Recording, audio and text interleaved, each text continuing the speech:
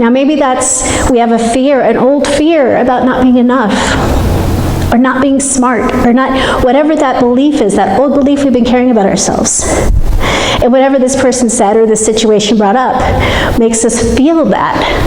We're feeling like, oh, now everybody's gonna know, all these things I believe about myself, now it's gonna be out there for the world to see. And people get angry or fearful, and all we know to do is to fight, right? To keep ourselves safe, because that's what we've done our whole lives. But what if I told you that no one and nothing is against you? So my favorite spiritual book is The Eye of the Storm by Gary Simmons. And I found it a long time ago, and it really has been foundational to my spiritual growth and my healing. And the main focus of that book is, no one and nothing is against you. It's hard to believe that sometimes. If you have that person who's always pointing out your flaws, or always, trying to get you in trouble, or at work maybe, or if you have someone cutting you off in traffic, it feels personal, right? This person's against me. Did you hear what they said? They're against me. But the truth is, they're just dealing with their stuff, right? They're fearful. They're afraid that they're not enough. The person who cut you off, maybe they're stressed out, maybe they're having a rough day. It's not personal, but it feels like it, right? So what we can do is, instead of focusing on all these people out here and what they're doing, we can acknowledge that they have their own stuff. And that is what is creating their choices. But we can do our work, and we can choose how we respond.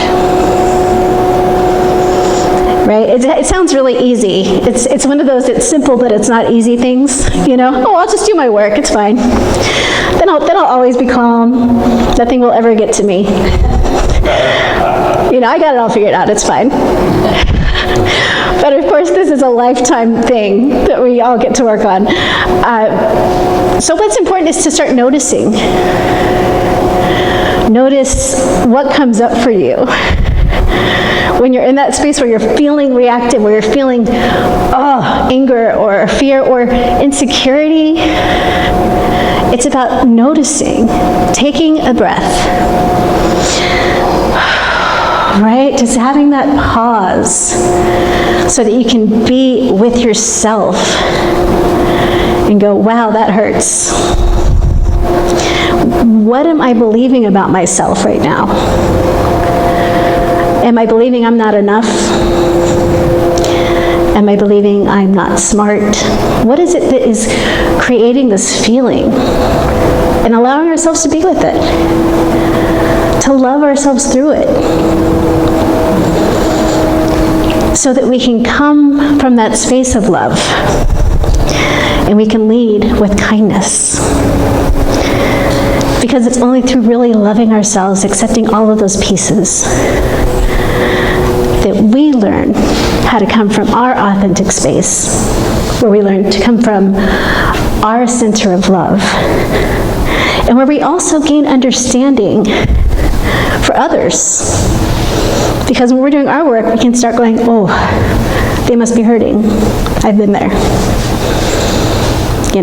That's the other thing about it, is that we have all of the things that can be in humanity, we have within ourselves. Sometimes we look at someone and go, ooh, they went a bad route. Those people. But the truth is, with different circumstances, we don't know where we could have ended up. So it's about having understanding, leading with kindness, and also noticing, what is our intention in this conversation? Have you ever been introducing yourself in a circle and you spend the whole time thinking about, what am I going to say? uh-oh, what am I going to say? So you don't hear anything, right? You don't hear anybody else because you're just like, oh no, they're going to call on me soon. Right? We do that. We get caught up in like, oh, this is going to be scary. And we end up missing those important things, you know? We get back to that group and we're like, oh wait, I don't know anybody's name. Because, and also we do that in just regular conversations. You know, we start thinking about, how am I going to reply to this? This person's wrong, I'm going to tell them, you know, without actually being willing to hear, where are they coming from with this? I might not agree with it, but they do. They believe this. There must be a reason why. And be willing to hear, so that at least you have an understanding when you're responding. And trusting yourself that the words will be there, because they will. So noticing your intention. Are you trying to persuade somebody? Are you trying to get back at somebody? Are you trying to uplift somebody? What is your intention? And that's that pause again, looking at, what am I trying to do here? Now, I have a story for how this showed up for me in a big way. Social media. Right? Does anybody, I think we're all on social media at this point, right? So, yeah. Oh no? Well, a few years ago, you post on social media and people say, yay, and they like it, and it feels good. Right? And I found myself wanting to post so I can get some likes, you know? Get that external validation, like, yeah, someone saw me, you know? And then I had that moment of, okay, what's my intention? Why am I posting this thing? And let me tell you, that is a sure way to stop posting anything ever. Yeah, because you get to the point where you're like, yeah, I really am posting this because I'm feeling lonely right now. I really am posting this because I want people to see that I'm doing really good. Yeah. And after a while, I stopped posting very much at all. And I still don't post much, but when I do, I try to be mindful. Am I sharing information? Because social media is fantastic. You get to keep up with your friends and your family. You get to kind of see what people are doing and have that connection. It's like when you've been on social media for 2 years and you haven't seen each other in person, and we see each other and you're like, oh yeah, I know what's been going on with you. I totally saw that. So there's good. There's good in social media. There's good in conversations. There's good in arguments. As long as you understand where you're coming from. And make sure that you're doing your work and noticing what you need. So we look at the world and we think of, like, what do we want to see?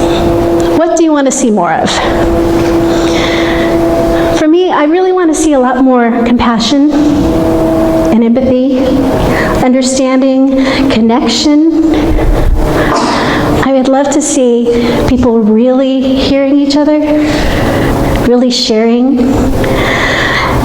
And as we know, it's up to us to be the change we want to see in the world. And that's a big part of why I wanted to share this. So the Be the Change is from Gandhi, but he actually said something different. And I love this even more. So I'm going to share that with you. This is Gandhi. We but mirror the world. All the tendencies present in the outer world are to be found in the world of our body. If we could change ourselves, the tendencies in the world would also change. As a man changes his own nature, so does the attitude of the world change towards him. This is the divine mystery supreme. A wonderful thing it is, and the source of our happiness. We need not wait to see what others do. Right? We start with us. Be the change you want to see. Make the changes. Do your work. And don't be hard on yourselves, because this is, like I said, this is a lifetime's work. This is not just a once over. And it's going to come up, and it's going to come up. And that's the healing process. To notice. To allow yourself to feel it. To be present and to be honest. so that when you show up in the world, you can show up as love. You can lead with kindness. So we do have a tool that I find really useful for reminding myself this. In Unity, we have the 5 Unity principles, and you have 2 of them in your statement, right, that you say before. There's one power, one presence, active within me and within everyone. God the good. So if we really think about that, God is in everyone. Right? We are all expressing the Christ. We are all an expression of God. And when you look at it that way, it makes it harder to see people as the enemy. Because they are God too, doing the best they can with where they're at right now in their lives, just like us. Just doing the best we can with where we are. And I find that reminding myself that, well, they're God, and God is good. There's good there, right? My job is to see the Christ in them. So then the 3rd Unity principle is, I create my experiences by what I think and what I feel and believe. And that goes back to that shadow thing, right? But we were talking about those things that we believe about ourselves, or that we believe about the world.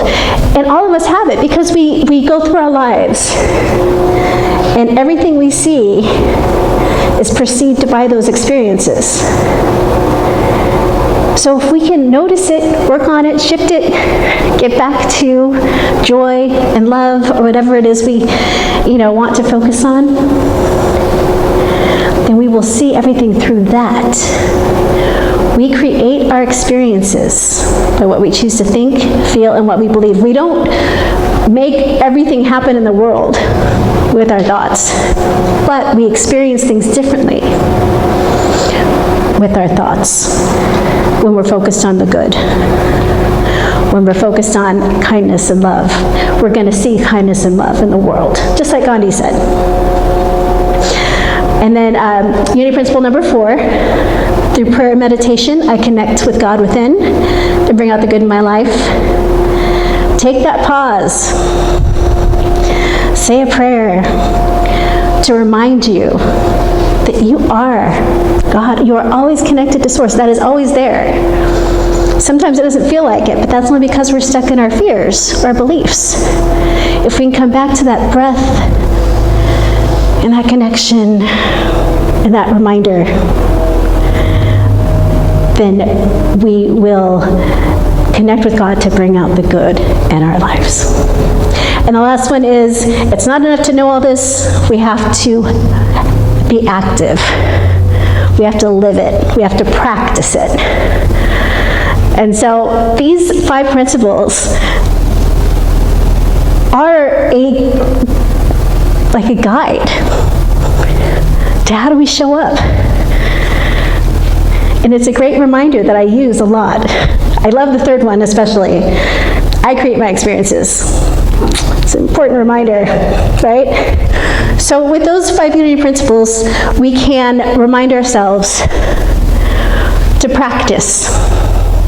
And remember, it's a practice. We need to love ourselves through it in order to really be able to love those around us. So I found a quote in the Bible that I loved after going through the story. And it is Ephesians 4:31. And it reads, "Get rid of all hard feelings, anger, and rage. Stop all fighting and lying. Don't have anything to do with this kind of hatred. Be kind and tender to one another, and forgive one another." And there's another, also in Ephesians.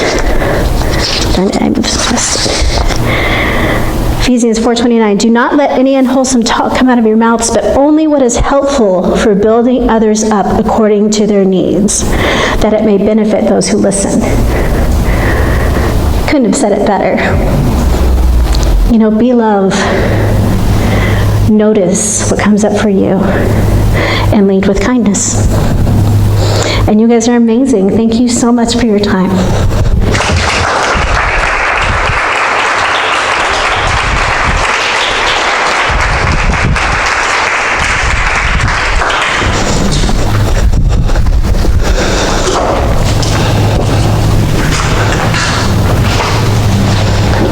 You, Angie. Beautiful.